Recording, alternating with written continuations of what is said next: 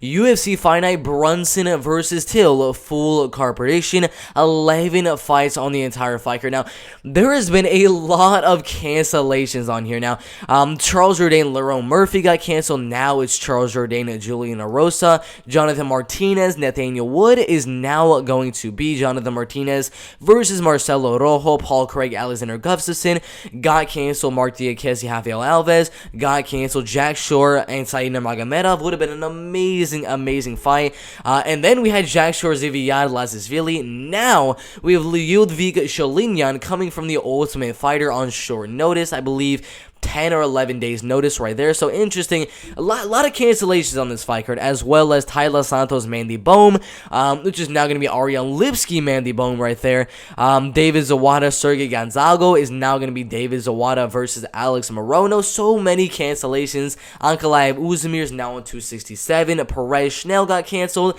Tom Asenal, Sergey Pavlovich is now Tom Asenal versus Sergey Spivak. And then we got Jack Shore, Lazishvili right there. So, yeah, lots and lots of cancellations for UFC Fight Night Brunson versus Till, but we still kind of ended up with a solid fight card. Tom Asenal, Sergey Spivak is the co-main, the main event. Two guys that are kind of right in that top 5 middleweight contender status. Maybe they get one more win and they could get a title shot somewhere around that range.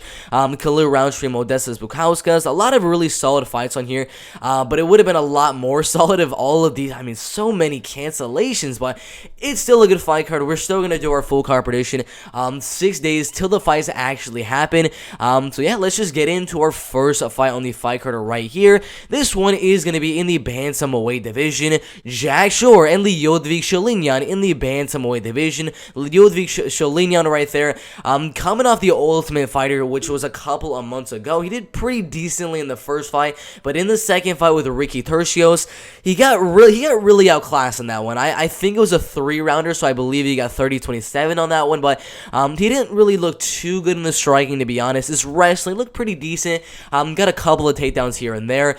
His main way of winning against Jack Shore, I really don't know, because Jack Shore, he's an amazing wrestler and grappler. Out of his 14 wins and 0 losses, most of them are going to be a submission wins, 4 knockout wins, so most of those wins are going to be on the ground by submission or mainly by ground upon TKO.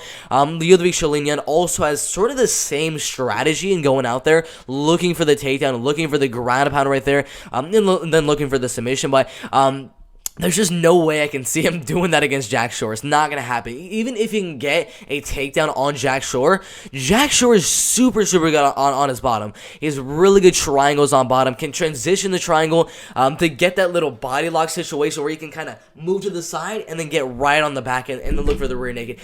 I mean, it does not matter. Even if he's going to get a takedown on Jack Shore, he's going to either get right back up or he's going to get reversed pretty fast. So, the grappling and wrestling game from Lyodovi Sholinyan is pretty solid, but it's not going to work against Jack Shore. That is not the game plan to beat a guy like Jack Shore. You're not going to be wanting to wrestle and grapple. There's just no way. But on the feet, he's going to be a little bit taller. I'm not too sure if he's going to be lengthier than Jack Shore, but on the feet, he's just going to need a box with Jack Shore. Jack Shore at range has very good leg case, very good body case, but of course, he's going to want to wrestle and grapple for the win.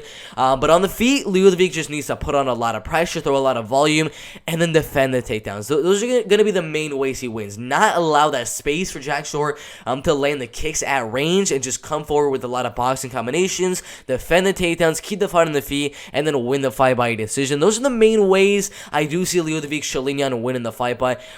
Is that the main way I see this fight playing out? No, it's not. No, it's not. I mean, it's another short notice fight for Lyodovic. It was supposed to be I'm forgetting the name, the LFA guys, Zviad Lazishvili right there, and the Said Nurmagomedov. Those were the fights that were supposed to happen here. So Lyodovic, I'm not too sure how much cardio he's going to have coming in here. His cardio has kind of been a factor on how he's lost a couple of his last couple of fights. And a short notice one with Jack Shore right here is going to be pretty tough.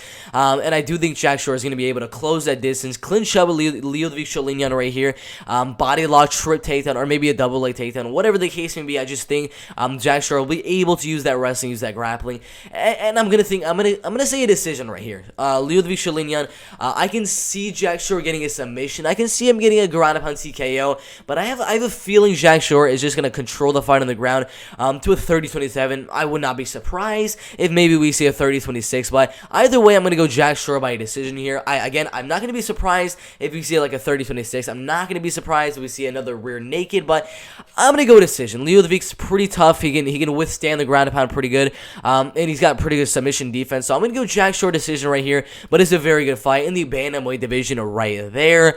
Charles Jourdain and Julian Rosa in the catchweight division. A short notice fight right here.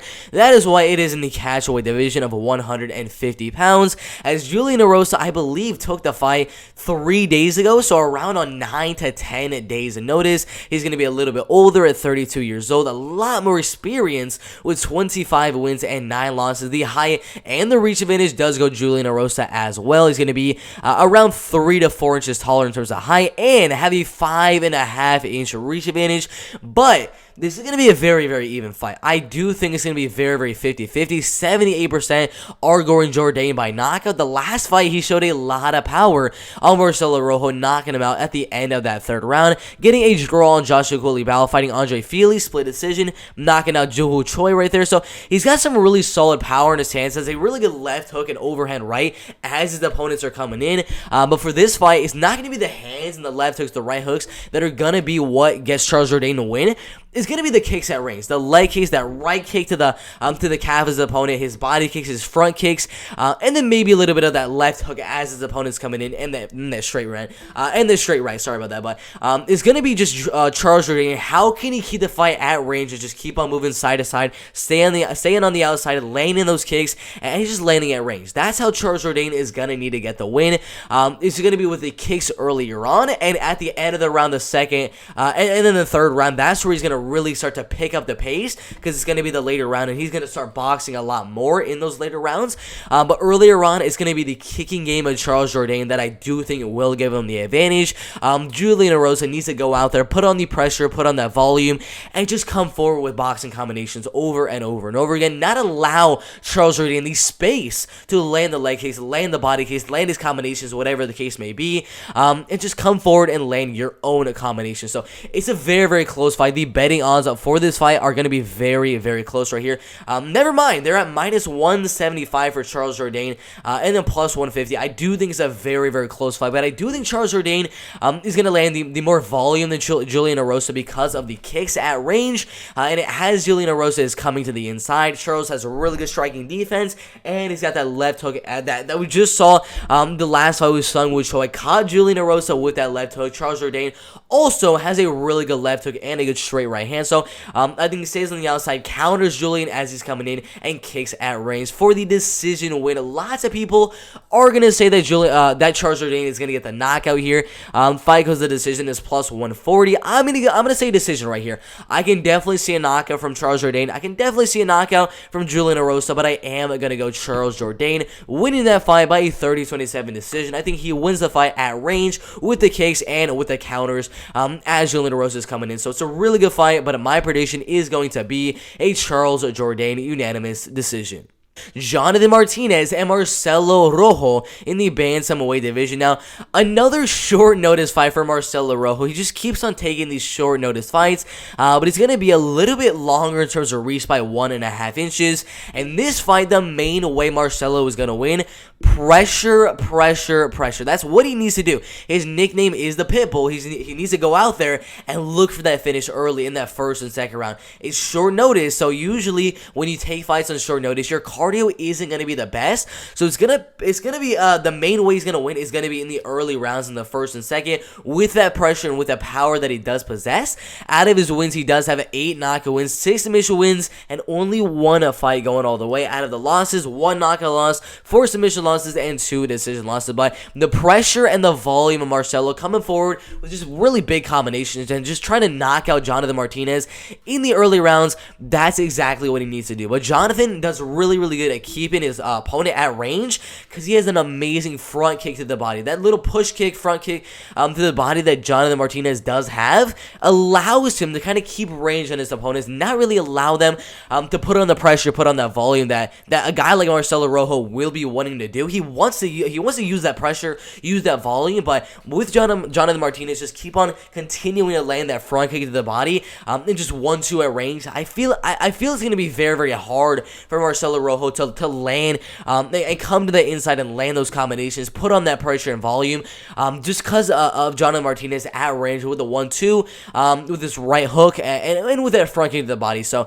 it's a very, very close fight. 82% are going Martinez. I think it's a lot closer than those Tapology predictions do suggest. Yeah, these betting odds seem right around where they should be. It's a very, very close fight. The pressure and volume of Marcelo Rojo will be what gets him the win if he is going to win. It's a very, very close one, but I am going to lean Jonathan Martinez. I think he keeps range, stays on the outside of that pressure, front kicks to the body to stay away from the pressure as well. 1-2, 1-2, stays on the outside. If they are clinched, lands those knees to the body, lands those knees to the head, the elbows as well. And I'm going to go decision right here. I mean, he only got that one knockout loss to Charles Jourdain, but he was pretty tough. I mean, he hung on for quite a while against a very powerful guy in Charles Jourdain. So, I'm going to go decision. Jonathan Martinez by a 29-28 decision. I think Marcelo Rojo might be able to squeak out the first round with that pressure and volume, but the second and third round, once that cardio kind of starts to creep in a little bit as he is taking the fight on short notice,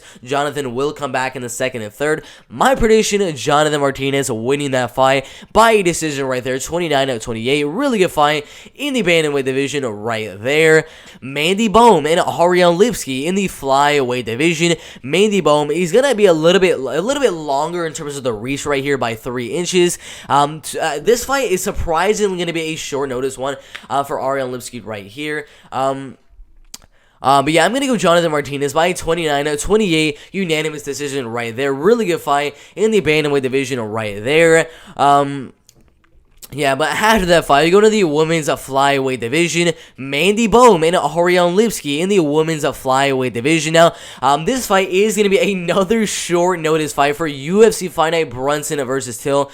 So many short notice fights, but the fight that was supposed to happen was Mandy Bowman and Taila Santos, which I probably would have ventured to say that Santos would have won that fight. But now we have Mandy Bowman and Ariane Lipsky on a short notice. Ariane is going to be or Ariane, I'm not sure how you're going to say the name, but she's going to have much better power, much better speed, just overall the much better striking than Mandy Bowman right here. 13 wins, 7 losses. Out of her wins, 6 knockout wins, 3 submission wins, and 4 decisions. Out of the losses, 3 knockout losses mainly by ground upon TKO due to Antonina Shevchenko and Montana De La Rosa, which is exactly what Mandy Bowman needs to do. But on the feet, that is where Ariane Lipsky needs the fight to be. She has a lot of power with that right hand, a lot of combinations early, and a lot of power, a lot of speed, and a lot of pressure earlier on in that first round. Now, after the first round, that pressure, that volume, the power shots, the speed starts to kind of fade a little bit in that second and third, which is gonna it's gonna be a lot more evident in this fight as it is short notice. Her cardio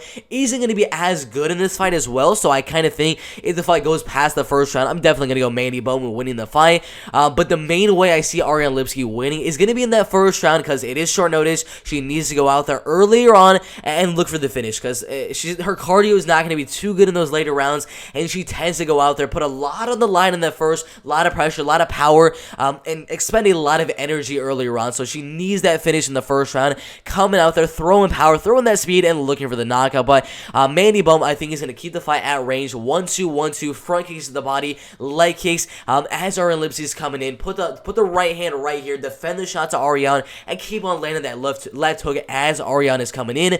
But it's a very, very close one. I do think at range, Mandy Bowman has the advantage, but once Ariane Lipsky starts to pressure, that is where Ariane Lipsky will have the advantage in terms of power, in terms of speed, in terms of volume as well. But Mandy Bowman, I think, will be able to kind of be able to keep the fight at range, have Ariane Lipsky come to her, and once Ariane Lipsky is going to be coming towards Mandy Bowman, she's going to be able to kind of come down on Ariane Lipsky and go for that double leg takedown, or just go for the clinch situations, keep the fight in the clinch, and look for those trip takedowns, look to land a little bit of the ground pound, a little bit of, a couple of submission attempts here and there as well, but we know how Ariane Lipsky does on bottom. It's not too good. Antonina Shevchenko and then Montana De La Rosa did really good on top, and they ground pounded the heck out of Ariane Lipsky. Mandy Bowman has sort of the similar game plan of getting the fight to the clinch, getting that trip takedown or double leg takedown, and then just ground pounding, and looking for that rear naked choke submission. So right here, my prediction is going to be Mandy Bowman. It is a 50-50 fight on the betting odds. If I can find it, it is at -110, -110. So a very 50-50 fight right here. But again, it is short notice for Ariane Lipsky. The second and third round, her cardio is going to sort of give in a little bit, and Mandy Bowman's going to use that wrestling, use that grappling in the second and third round when Ariane Lipsky is more tired. Maybe she'll lose the first round due to that pressure and power of Ariane, but the second and third round, Mandy's going to use that wrestling, use that grappling, and win the fight by decision. But it's a very close fight, 50-50 on those betting odds, but I'm going to go Mandy Bowman winning the second round and winning the third round. And my prediction, Mandy Bowman by unanimous decision. Really good fight in the women's flyweight division right there. Gambola and Marc-Andre Barrios in the middleweight division. Now, I'm not too confident in either one of these two guys. Gambola is just very strong, very powerful in whatever he hits you with. That's how he that's how he loses the fights, though. If he's throwing those big shots and he's missing on those big shots, he tends to get pretty tired pretty fast, because it takes a lot of energy to go for humongous right hands, left hooks, uppercuts, overhands, all that type of stuff that Gambola usually likes to go for. But out of his 11 wins and 2 losses, only losing to Magomed Ankalaev in a crazy front kick knockout, and then Norman Wessels right there. But other than that, he has a lot of knockout wins right there. 3 knockout wins, 3 submission wins, and 5 decision wins. Recently knocking out Alan Badot, knocking out Stuart Austin, and then knocking out Daquan Townsend, and then getting a dominant decision on Marcus Perez with the wrestling and with the grappling. On the feet, Marc-Andre Barrios throws a lot more volume, has a lot more pressure, all that type of stuff. But Gambola throws heat, man. I mean, he's going to go out there, be kind of at range. He's not necessarily going to be on the front foot or on the back foot, just kind of staying at range, having Mark throw towards him, and then he's going to throw his big combinations, look for those big power shots on the feet, and then level change for the double leg takedown. I think the best way he's going to win, maybe stun Marc-Andre Barrios on the feet with some big shots, and then end all those combinations with a double leg takedown attempt, and then try to do kind of what he did against Marcus Perez, stay on top, and just control on top. He's very strong and very powerful, has really solid ground pound as well, so the wrestling and the ground pound of Gambola is going to be the main way I see him winning, because on the feet, Marc-Andre Barrios throws a lot more volume, and if you can just stay at range, 1-2, leg kick, all that type of stuff, Marc-Andre Barrios can definitely win the fight on the feet. But with the power of Dolce, it's gonna definitely make Mark back up to the cage, and then that's where Dolce is gonna land those double leg takedowns. But it's a very close one. The betting odds for this one are gonna be in favor of Marc-Andre Barrios right here at -140, -154 as well. The Tapology predictions, surprisingly, are gonna go for the underdog in Dolce Gambola, and I'm gonna have to agree with those Tapology predictions. I do not agree with the betting odds right here. At least make it a 50-50 fight, because if the fight stays on the feet, we do know that Dolce one punch can land and Dolce can get the knockout, but we do know Mark can definitely just out-volume him and win the fight by decision. And we also do know that the pressure and then the takedowns of Dolce can get on the win as well. So I think it's a 50-50 fight, but I am going to lean the underdog in Dolce Gambola right here. I think he's going to put on that pressure on the feet, throw some big shots, maybe even land some big shots, and then go down for the double leg takedown, landing a lot of ground and pound, and get a lot of control time as well. I'm going to go a decision right here. A lot of these guys are saying knockout, 34% saying knockout, and then 39% of the Barrios predictions are saying knockout as well. But I see the fight going all the way. I see see Dalcha on the feet, landing some big shots, just not knocking out Marc-Andre Barrios, getting some takedowns and ground pounding for the decision win. Not too sure if I'm going to go 29-28 or 30-27. Most likely, it'll probably be a 29-28, but it's a very close one. I'm going to lean very, very slightly towards Dalcha Gambola, but it's a very close fight. My prediction, Dalcha Gambola by 29-28, unanimous decision right there. Very good fight in the middleweight division. Jeon Kim and Molly McCann in the women's flyweight division. Now, they are very, very similar in terms of age, 31, almost 32 years old, and then 31 and a half years old. But the thing we're going to have to look at, it's not going to be the age, it's not going to be the records, because those are very, very even. It's going to be the reach and the height. Wow. Oh my God. 72-inch reach compared to a 62-inch reach. And the height, 5'7" tall, and a 5'4" height for Molly McCann right there. That is just absolutely insane. But Jeon Kim, I believe, throws a little bit more volume. And Molly McCann, if I can see it right here, yeah, it's very, very similar in terms of volume. 4.5 strikes to 5.15 strikes. The striking accuracy going to be going towards Molly McCann. The striking defense going to be going towards Molly McCann right there. The wrestling probably going to go towards Molly McCann. But that height and that reach, the 1-2s of Jeon Kim are very, very, very solid right there. Her takedown defense is pretty solid, 42%. I mean, it's not really the best, but Molly McCann, I don't think is going to be able to out-wrestle, out-grapple Jeon Kim or anything like that. I definitely see this fight staying on the feet, being more of a striking fight. But Jeon Kim her last fight with Alexa Grasso was pretty close, to be quite honest. It was a 30-27 loss to Alexa Grasso, but Alexa Grasso is an absolute beast. And if you look at how she's landing her strikes, 89% are to the head with that jab, that 1-2, just a 1-2 jabs, straight rights over and over and over again. That's pretty much the only thing that Jeon Kim does. But 89% to the head and then 57% to the head right there. So in terms of head strikes, Alexa Grasso and Jeon Kim were pretty much 50-50. So that does tell you a lot. If she's getting that even on a girl like Alexa Grasso in terms of head strikes when they fight each other, and then you look at a girl like Molly McCann, look at her fight with Diana Belbita, which is mainly a striking type of fight. She did land a couple of takedowns here and there, but mainly it was a striking fight. Molly McCann also lands most of her strikes to the head.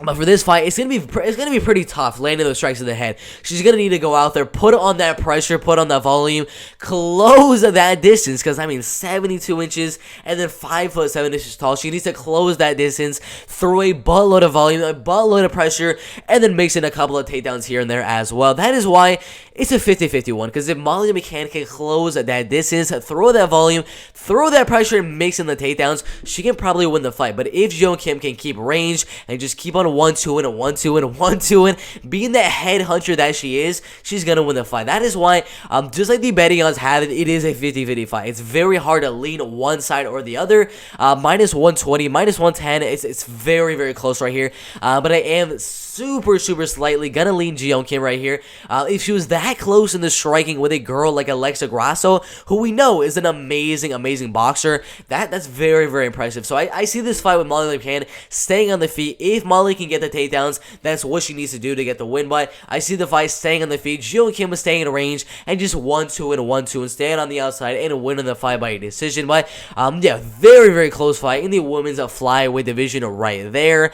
Yet another short notice fight for UFC Fight Night, Brunson versus Till. The fight that was supposed to happen, if I can find it, David Zawada versus Sergey Gonzalez right there. I believe Sergey was the favorite on the betting odds and on the Tapology predictions, but now we have David Zawada and a guy that kind of seems to want all these short notice fight in Alex Morono. 19 wins and 7 losses, knocking out Donald Cerrone, dominating Reese McKee, beating Max Griffin, Zach Otto, Kanan Song right there, Josh Berkman, a lot of really solid wins.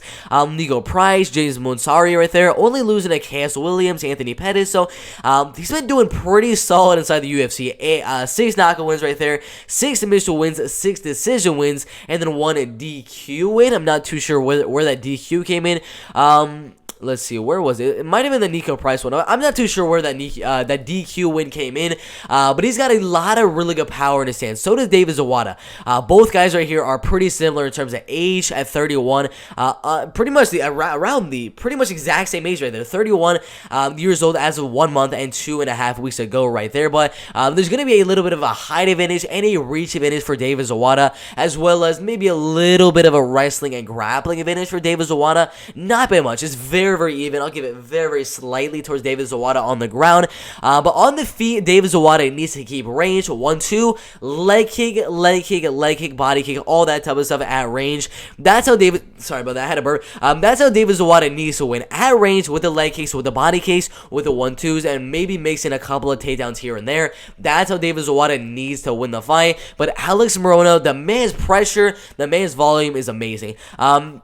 The last fight with Donald Cerrone, he put on that pressure, put on the volume, and it ended up for him getting the standing TKO win in the very first round.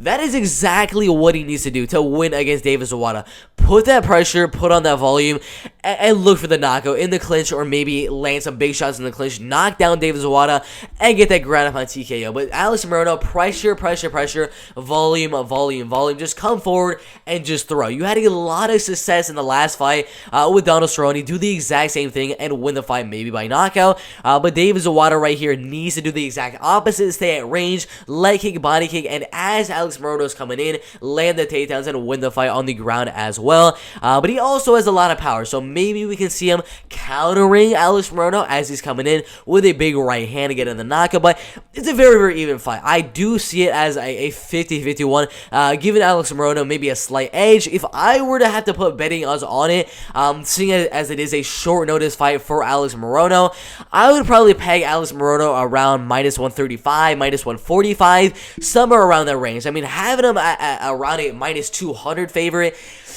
seems like a little bit too much. I mean, he's taking the fight on short notice. I'm not too sure the cardio of Alex Morono coming in on short notice.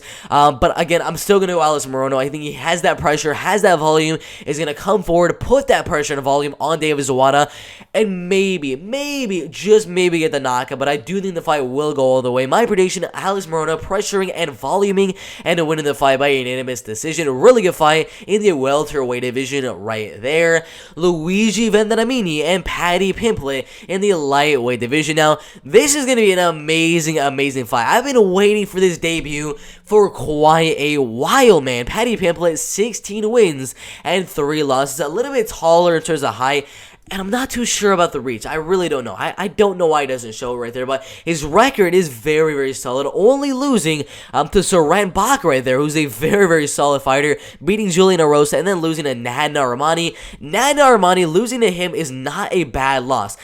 He beat Paddy Pimple, beat Khalid Taha, Anderson Dos Santos, all of those type of guys right there. Had a pretty close fight with Geraint Dawson, losing to Soren Bach, 11 wins, 1 loss. Now 15 wins and 1 loss. So these losses right here are not bad losses. They're both very, very solid fighters in Bellator and Cage Warriors. But his wins, that is what we need to talk about.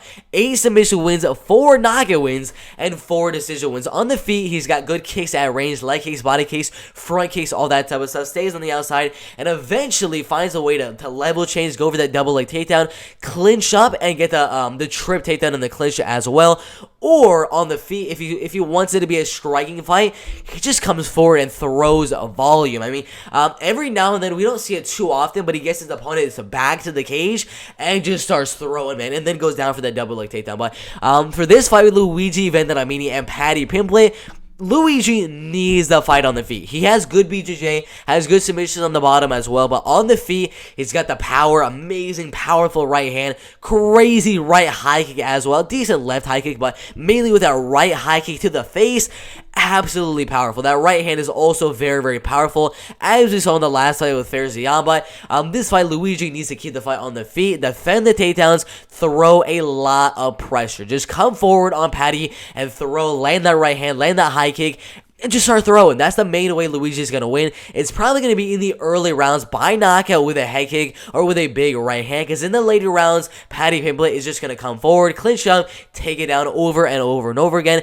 and just ground a pound, and probably win the fight by decision, or maybe lock in a rear naked or something like that. But it's a very, very good fight. Cannot wait for Paddy Pimble and Luigi Venturamini. I've been waiting for this debut for quite a while, but my prediction right here is going to be a Paddy Pimble decision. I don't think it's going to get a finish on Luigi Venturamini unless he gets a knockout on the feet. But Paddy Pimble, I think, is going to go out there on the feet, keep range, land the leg kicks, land the body kicks, come forward with the combination, go down in the clinch and go for that double leg, or the clinch, sort of like a trip takedown, kind of like a judo throw sort of thing that he does in the clinch. But either the double leg takedown or that trip takedown in the clinch, ground a pound, and just attempt those rear nakeds over and over and over again. But overall, my prediction is going to be a Paddy Pimble 30-27 unanimous decision. But I'm going to switch that. I'm going to go 29-28. I can see Luigi Venturamini maybe winning the first round with that pressure, with that volume, with that power in his hands. So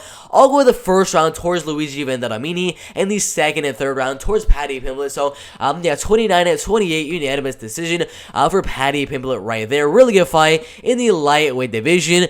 Khalil Roundtree and Modestas Bukauskas in the light heavyweight division. Both guys coming off of 2 losses in a row, 31.5 years old and 27.5 years old. Modestas is going to be a little bit taller, a little bit lengthier, by 2 inches in height and 4 inches in reach. But Modestas needs the fight to stay at range. Leg kick, front kick, body kick, 1-2s, and just stay on the outside, and stay away from the power that Khalil Roundtree does have. He's on a 2-fight losing streak, getting knocked out by Ian Kudalaba, getting knocked out by Johnny Walker, and then losing the decision to Marcin Prokhnio, which wasn't too good of a look right there. But for this fight with Modestas Bukauskas, the main way Khalil Roundtree is going to win, come forward and just start throwing, man. He has way more power than his opponent, Modestas Bukauskas. Has a lot more power than Modestas, and he's a lot faster in my opinion, but the height and the reach is the main way Modestas is going to win.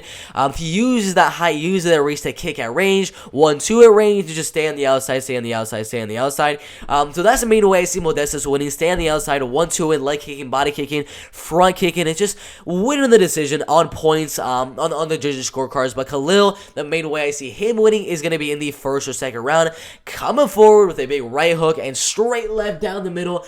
I don't know how he's going to get the knockout, but if he's going to win, it's going to be a knockout in the first or second round. So it's not a fight that I'm very, very confident in picking. I'm going to pick Modestas Bukauskas by a decision right here, probably 29-28.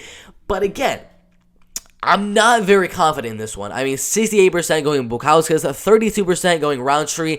The betting odds, if I can find it, minus 150 for Modestas, and then plus 135 for Khalil Roundtree. Again, I'm not very, very confident in Bukauskas right here. It's very, very close. The power of Khalil Roundtree, if he can close that distance, he's going to land, and he's probably going to knock out Modestas Bukauskas. That is why it's a very, very close fight. One punch changes everything for Khalil Roundtree, but I am going to go Modestas Bukauskas, keeping the fight on the outside, 1-2 and leg kicking, body kicking, front kicking, and winning the fight by a 29-28 decision. But again, very close one. I mean, whoever's going to win is probably going to be a dominant decision from Modestas Bukauskas, or is going to be a dominant knockout in the first or second round. So it's not going to be a close fight, but it's close in terms of who you're going to pick, because in the early rounds, we know how dangerous Khalil is going to be. So very likely we see Khalil knockout. I would not be surprised, but my prediction is going to be Modestas Bukauskas going out there, keeping the fight at range, and winning the fight by a 29-28 unanimous decision. Really a fight in the light heavyweight division. Tom Aspinall and Sergey Spivak in the co-main event of UFC Fight Night Brunson versus Till in the heavyweight division. Now, this is a short notice fight. Tom Aspinall was supposed to originally fight an absolute beast in Sergey Pavlovich. I probably would have had Tom Aspinall winning that fight as well. But now he's going to fight a really good wrestler, a really good grappler in Sergey Spivak, was a really good clinch takedown, a really good double leg takedown as well. The main way he's going to win, ground up on TKO, arm triangle, neck crank, rear naked. Those are the main ways he's going to win. It's going to be in the wrestling and in the grappling. Just getting the fight down, ground and pound, looking for the rear naked, looking for the arm triangle, and looking for the TKO. Those are the main ways I see Sergey Spivak winning, but Tom Aspinall has an amazing takedown defense. His grappling also looked really solid against Andre Arlovsky in the last fight. I'm getting ground upon TKO on Alan Badal, a lot of other knockout wins, and a heel hook on Ricky King right there as well. So his grappling and wrestling is very underrated, but I still think Sergey Spivak will have the advantage in terms of the grappling and wrestling. But overall, Tom is going to be the way more powerful, way more faster, and I believe he's going to have the height or reach advantage right here as well. So 2-inch height advantage right there as well. So he's going to have the power, he's going to have the speed, he's going to have the pressure, the volume, the height as well. So on the striking, Tom Aspinall has a significant advantage, but in the grappling and wrestling, I'll give a slight advantage to Sergey Spivak right there. But it's a very close one. Sergey has never been finished, not that I know of. I believe his 2 losses are in decisions, to Marcin Pragnia. Oh, never mind, a knockout loss to Walt Harris in the very first round in 50 seconds right there back in 2019. It's interesting. It's very interesting. I'm definitely going to go Tom Aspinall. He has a really good jab that's straight right down the middle. He's just going to be the all-around way better striker, but and he's got all finishes. Out of his 10 wins, he does have every single win by finish. Let's see right here. 7 knockout wins and 3 submission wins. The longest a fight has gone for him has been that second round submission win on Andre Arlovsky, but it's tough. I'm gonna go decision. I know I'm probably on a near minority in people picking Tom Aspinall to win by a decision right here. Yeah, right here we see a 77% going Aspinall by knockout. I'm gonna be a part of this 14%. I'm gonna go Aspinall by decision. Sergey, I think if he does get stunned on the feet, he's gonna clinch up, use the wrestling and grappling. So I'm gonna go decision right here. It's tough. It's very 50-50. I'm going back and forth on if Tom is going to land that right hand to get the knockout, or if it's going to be a striking decision. It's close. It's very close on if I'm going to go Tom by knockout or a decision, but I don't know. You make the judgment on that one. I mean, it's my prediction right here. I'm going to go Tom Aspinall by a decision of 30-27. Winning the fight in the striking, defending the takedowns, and winning the fight by decision. But I can see a knockout. I can definitely see a knockout. But again, I'm in the very clear minority right here of people going decision. But that's my prediction. Tom Aspinall by decision. Really good fight in the co-main event in the heavyweight division. Derek Brunson and Darren Till in the middleweight division. Now, Derek Brunson, of course, we know the game plan. Wrestle, ground and pound. That's the main way he's going to win. I mean, we look at his last 2 fights. Let's see right here with Kevin Holland, with Edmund Shabazian, with Elias Theodorou. All of these guys right here, the main way he won it, take his opponent down and ground and pound. That's the main way he wins those fights. This one was a 3-rounder, got the 3rd round TKO. This one was a 5-round fight, absolute domination in the wrestling and grappling. I mean, of course, Kevin Holland doesn't necessarily have the best takedown defense, but in the fight, he landed 6 takedowns, had 16 minutes of total control time right there. Absolutely insane. But right there, 49-46, 49-46, and 49-45 on those judges' scorecards. Absolutely insane. With the ground and pound, the wrestling, all of that type of stuff, of course, that is how Derek Brunson is going to win. He averages 3 takedowns per fight, 94% takedown defense, and then a 33% takedown offense. But his offense isn't really the best, but he just keeps on going for them. Eventually, he is going to get them, but Derek needs to go out there, come forward. I believe he's going to be a little bit taller and a little bit lengthier than Darren Till right there, which is very interesting. But keep the fight at range, kick with Derek Brunson a little bit, jab, go for that straight left down the middle, and then go down for that double leg takedown or clinch with Darren Till. But Darren Till needs his fight to stay at range. He needs to counter Derek as he's coming in and kick at range. Leg kicks, body kicks, head kicks, front kicks. Every single kick you can imagine from Darren Till, that's what he needs to do. Stay on the outside. Because, of course, on the outside, he's going to be a lot younger, he's going to be a lot faster, a lot more powerful than Derek.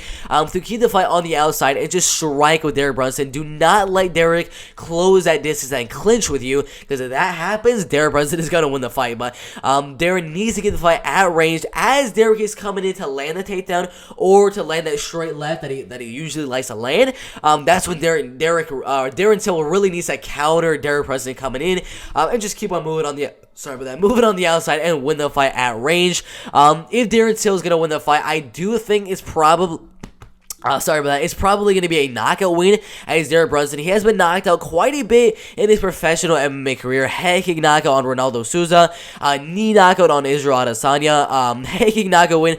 Knockout loss on Robert Whittaker. Knockout loss on Yoel Romero. Knockout loss on Ronaldo Souza. So pretty much all of his losses are knockout losses. So of course, if Darren Till is going to win the fight, I'm going to say Darren Till by knockout. Probably in the like first, second, or third round. One of the earlier rounds of this fight right here. But if Derek Brunson is going to win, I'd probably say like a 49-46 unanimous decision, something like that, with the wrestling and grappling. But it's a very, very close one. It can definitely go either way. I'm going to make my prediction is going to be... It's going to be Derek Brunson. Again, it's another one of those fights where your prediction for this one, it can honestly switch. It can switch from day to day. I mean, a couple of days ago, I had Darren Till winning the fight. He has an 82% takedown defense, which is really, really solid. He's younger, and he's going to have way better striking, but Derek Brunson's a veteran. He'll find a way to clinch up and land the takedowns eventually, and then use the ground and pound to control the fight on the ground and win the fight by a decision. That's what I think is going to happen, but again, it's one of those fights where you're going to pick Derek Brunson one day, then the next day you're going to be like, I think Darren Till is going to be able to defend the takedowns. The next day, I think Derek Brunson will be able to land the takedowns. It's one of those fights where it's very, very back and forth, but I do think Derek Brunson, he's been a veteran for a long time. He's trying to get out of that range where he's sort of the gatekeeper of the middleweight division, but he knows if he can beat Darren Till, he is no longer the gatekeeper of the middleweight division, and I do think he's going to close that distance on the feet, clinch up with Darren Till, and land the takedowns over and over and over again. 49-46 decision win for Derek Brunson. Very, very close fight in the middleweight division, but put your predictions, man. It can definitely go either way. I know there's going to be a lot of people in the comment section below saying Darren Till is going to knock him out. There's going to be a couple of guys saying Derek Brunson, dominant wrestling decision. It's very likely one of those two things is going to happen. I mean, it's a very, very 50-50 fight. I definitely do not agree with these betting odds. Having Derek Brunson as a plus 155 underdog, that is way, way too much. How the odds were before, minus 138, was a little bit more fair, but I personally think minus 110 and minus 110. Honestly, it could go either way, but I'm going to go the underdog in Derek Brunson right here. I think he out-wrestles, out-grapples, out-ground-and-pounds Darren Till on the ground. And on the feet, puts on that pressure as well. It's a very close one, but I am going to go Derek Brunson. Very close fight, but I get Derek Brunson by a decision right there. 49-46 in the middleweight division right there. But yeah, guys, that is my full card prediction for UFC Fight Night Brunson versus Till. I got Derek Brunson winning his fight by a decision. Tomas winning his fight by a decision as well, but I can definitely see a knockout. Modestas Bukauskas winning by a decision. Paddy Pimple winning his fight by a decision. Again, we're probably going to see a couple of finishes out of these fights, but out of all these ones, I got Modestas, Paddy, Tom, and Derek Brunson all winning their fights by a decision. Sorry, Alex Morona also by a decision. I'm going to say decision for a lot of these.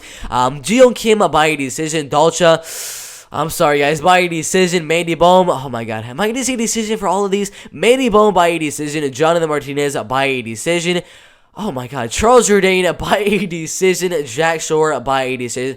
I'm sorry, guys. I know I said pretty much every single one of these winning their fights by a decision right there, but again, it's UFC, it's MMA. Where a couple of these fights, maybe Charles Jourdain can get the finish, maybe Dolce can get the finish. Maybe Paddy can get the submission. Maybe, yeah, of course, Tom Masvidal can definitely get that knockout. And then Derek might get a grind up on TKO. So I can definitely see some finishes out of these fights. But I'm sorry to say, I'm predicting a very uneventful fight card. A lot of decisions on here, but I can definitely be wrong. I can definitely suspect a lot of finishes right here, but my prediction is going to be pretty much every single one of these fights being decisions right here. Derek Brunson, Tom Masanambo, Dennis Bukauskas, Patty Pimple, Alex Morono, Gio Kim, Dalcha, Mandy Bowman, Jonathan Martinez, Charles Jourdain, and Jack Shore. Amazing fight card for UFC Fight Night Brunson versus Till. But put your predictions in the comment section below. I'd love to see what you guys think is going to happen on this amazing fight card. Make sure you guys like the video, subscribe to the channel, and everything like that. And make sure if you have not done it already, turn on those post notifications in the like after you subscribe to the channel, put the notifications on to all notifications so you guys do get notified for when I post a new video. Also, if you want to become a channel member, go down to the description and become a channel member today to get access to all of my best MMA bets for UFC, for Bellator, for PFL, everything like that. Make sure to like, subscribe, everything like that, and we'll see you in the next video. Let's go.